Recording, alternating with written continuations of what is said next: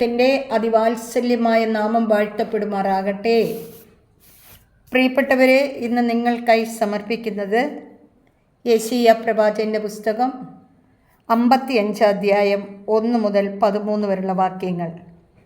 ദാഹാർത്തരെ ജലാശയത്തിലേക്ക് വരുവിൻ, നിർധനൻ വന്ന് വാങ്ങി ഭക്ഷിക്കട്ടെ. വീഞ്ഞും പാലും സൗജന്യമായി വാങ്ങിക്കൊള്ളുക. ആഹാരത്തിന് വേണ്ടിയല്ലാതെ എന്തിനു പണം മുടക്കുന്നു? സംതൃപ്തിക്ക് വേണ്ടിയല്ലാതെ എന്തിനധ്വാനിക്കുന്നു?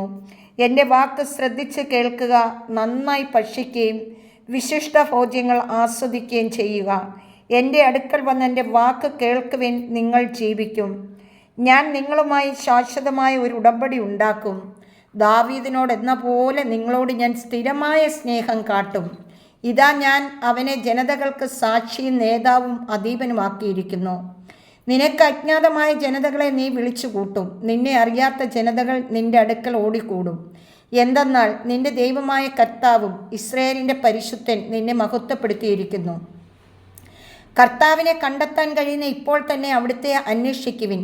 അവിടുന്ന് അരികെ ഉള്ളപ്പോൾ അവിടുത്തെ വിളിക്കുവിൻ.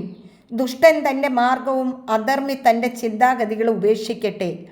അവിടുത്തെ കരുണ ലഭിക്കേണ്ടതിന് അവൻ കർത്താവിങ്കിലേക്ക് തിരിയട്ടെ, നമ്മുടെ ദൈവത്തെങ്കിലേക്ക് തിരിയട്ടെ. അവിടുന്ന് ഉദാരമായി ക്ഷമിക്കും. കർത്താവ് അരുളി ചെയ്യുന്നു, എൻ്റെ ചിന്തകൾ നിങ്ങളുടേതുപോലെ അല്ല, നിങ്ങളുടെ വഴികൾ എൻ്റേതുപോലെയുമല്ല. ആകാശം ഭൂമിയേക്കാൾ ഉയർന്നു നിൽക്കുന്നു, അതുപോലെ എൻ്റെ വഴികളും ചിന്തകളും നിങ്ങളുടേതിനേക്കാൾ ഉന്നതമത്രേ. മഴയും മഞ്ഞും ആകാശത്തു നിന്ന് വരുന്നു, അങ്ങോട്ട് മടങ്ങാതെ ഭൂമിയെ നനയ്ക്കുന്നു. അത് സസ്യങ്ങൾ മുളപ്പിച്ച് ഫലങ്ങൾ നൽകി വിതയ്ക്കാൻ വിത്തും ഭക്ഷിപ്പാൻ ആഹാരവും ലഭ്യമാക്കുന്നു. എൻ്റെ അധരങ്ങളിൽ നിന്ന് പുറപ്പെടുന്ന വാക്കും അങ്ങനെ തന്നെ. ഫലരഹിതമായി അത് തിരിച്ചു വരികയില്ല. എൻ്റെ ഉദ്ദേശം അത് നിറവേറ്റും. ഞാൻ ഏൽപ്പിക്കുന്ന കാര്യങ്ങൾ വിജയപ്രദവുമായി ചെയ്യും.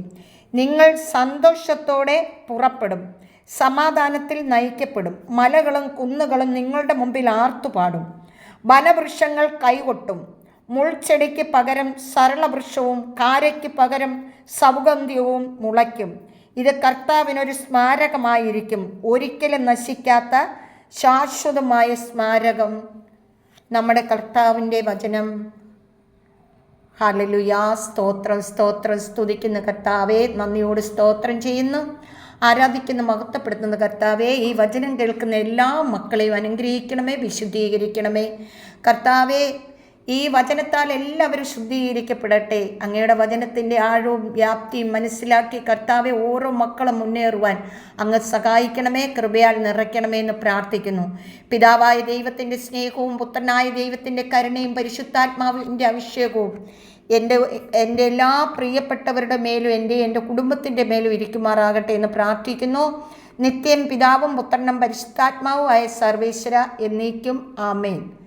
സ്വർഗത്തിൻ്റെയും ഭൂമിയുടെ നാഥനായ പിതാവ് നിങ്ങളെല്ലാവരെയും സമർത്ഥമായി അനുഗ്രഹിക്കട്ടെ. ആമേൻ.